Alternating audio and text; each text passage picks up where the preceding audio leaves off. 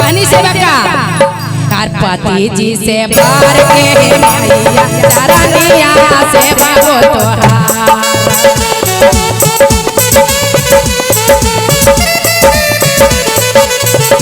राहुल के फूल से मैया चरनिया पूजा वो तोहार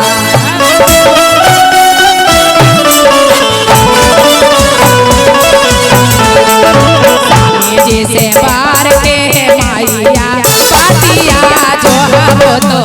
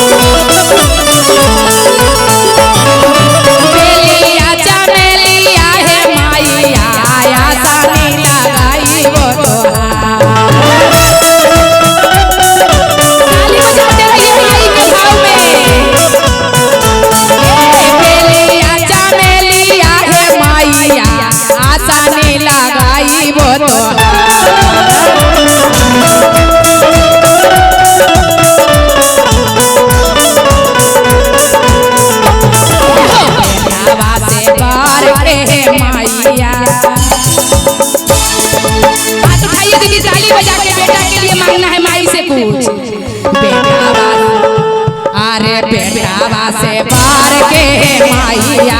पातिया जो हो तो बेटावा से बार के मैया पातिया जो हो तो राहुल के फूल से मैया चरनिया पूजा वो तो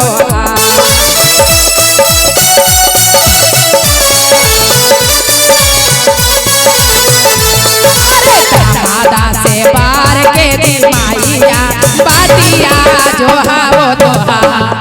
भाईवा से बार के मैया पातिया जो हो तो दादा से बार के मैया पातिया जो हो तो